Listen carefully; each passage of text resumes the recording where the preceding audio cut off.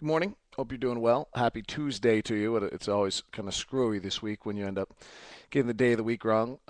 Today is the Seattle Storm shirt. Uh, WNBA champions, worked for them for a long time. Significance, I guess I'm tipping a hat to them as they start their WNBA season this week. It's really the shirt I slept in. But the great T-shirt controversy continues.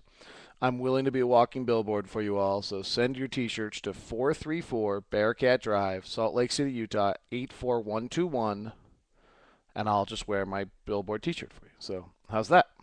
Hope you guys are doing great. I have completed the Brandon Knight, Kemba Walker, Derrick Williams, Enes Kanter, Jan Vesely breakdowns, which Jonas Valanciunas. So I think those are probably the only one that doesn't include is Kyrie Irving. I'm not going to waste the time doing Kyrie Irving if he really isn't going to have a chance to get to us. So you can watch all those videos. They're all about 7 to 10 minutes long. They hopefully portray the player pretty well. On the American guys that we just did most recently, Brandon Knight, I like, and I think what I really like about him is he doesn't have to change his game at all. I am holding off a sneeze right now in the biggest manner, which is nice because it means it's nice out finally. Because it means a little allergies this morning, but I'll take that. Anyway, Brandon Knight, I think what I really like about him is that he doesn't have to change his game at all. In other words, there's things he has to improve on. He needs to get his teammates involved better. He needs to be able to create his own shot a little bit better. He doesn't get to the rim a lot. He doesn't create a lot of plays for guys.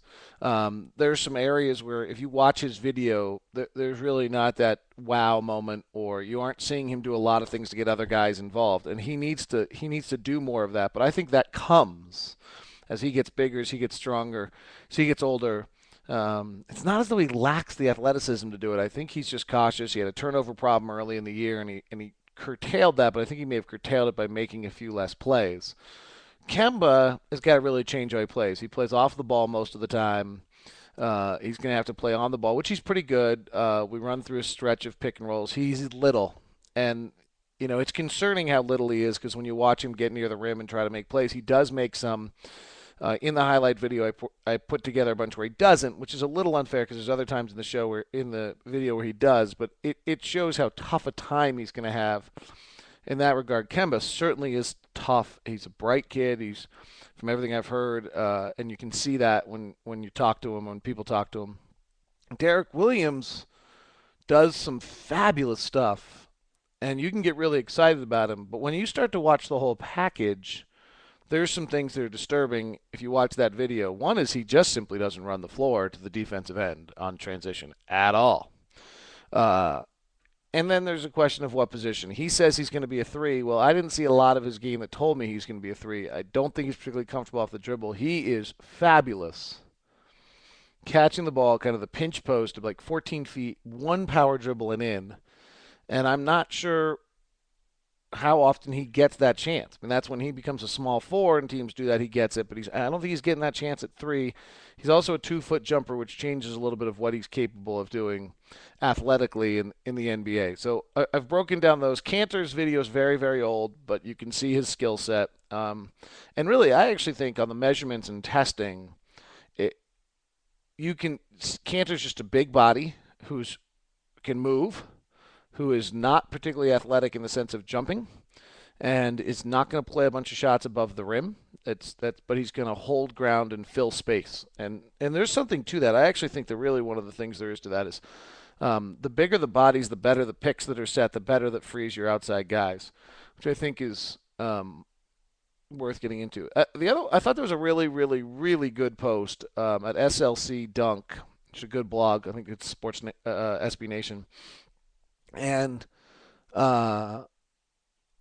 they talked about how we may go away from just having the one point guard handling all the time. And with Gordon Hayward as our 2 guard, that's probably there's some likelihood to it. And then when you get into this Brandon Knight, Kemba Walker concept of how much these guys move off the ball and do some things in that regard, maybe they're more viable than they would be otherwise if we really believe Gordon is going to be able to handle the ball a lot. Gordon, when the Jazz drafted him, one of the things the scouts said that night was, hey, he's going to be able to really relieve the pressure on Darren. Well, maybe that, is obviously going to be somebody else now. Other draft news for you. Jimmer works out in Indiana today. I've got some connections there, so I'll try to check in as quickly as possible afterwards and get a report on how he did. He goes to New York on Thursday. There's a bunch of other names being floated around for the Jazz. They have a weird workout today. I'm not entirely sure I understand what's going on. My only thought is I think the Jazz are planning for no summer league, and so they're working out a few different types of players than they would otherwise because of the lack of summer league. I'm going to try to find out what's going on with the Jackson Emery, Michael Stockton workout that's taking place today for the Jazz. There is a little rumor and mention in the Dime magazine that Portland's interested in letting Andre Miller go and acquiring Devin Harris from the Jazz.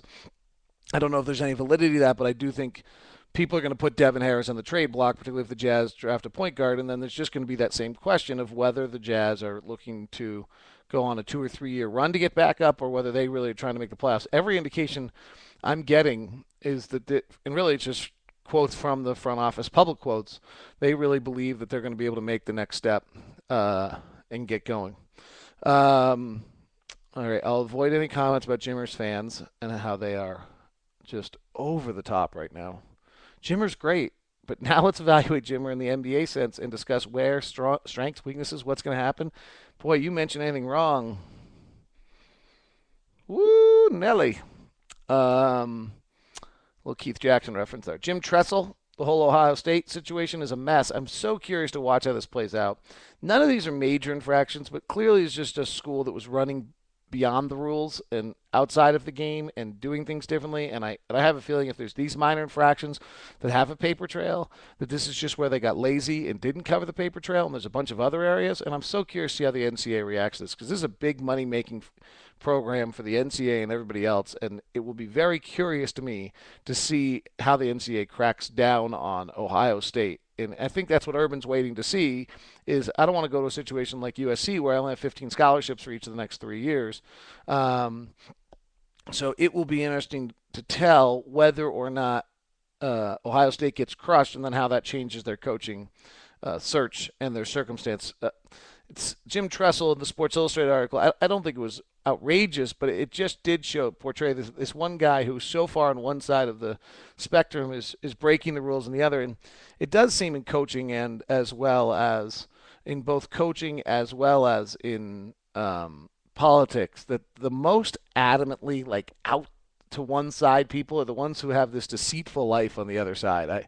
There's a funny psychology to what's going on there with people, but if you go to Jim Foley in Florida, you go to Larry Craig in Idaho, you go to whatever the circumstances are, more often than not, it seems like the person who's, the leader in whatever anti-this legislation is the one who's actually performing that act in his time and trying to cover it up in that fashion. It seems like Tressel fits under that mold to some extent a little bit.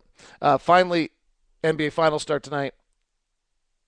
Miami's powerful three, I think, is too much, but the depth of Dallas gets interesting in this one. I just also think the other angle is Miami's defense is just so good, and I don't know what they'll be able to do to Dirk. I think Dirk will be able to still do things, but the J.J. Bareas, the Jason Terrys, the Sean Marions that torched an Oklahoma City Thunder team, that was not a very good defensive team. That's going to be the thing that precludes Oklahoma City from making the next step is how they maintain a defensive personality and then at the same time stay that good offensively.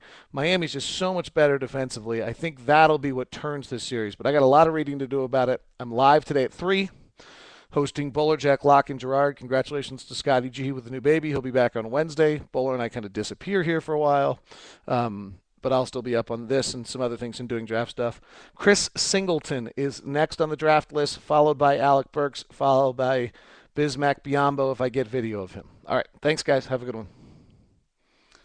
Bye, YouTube people.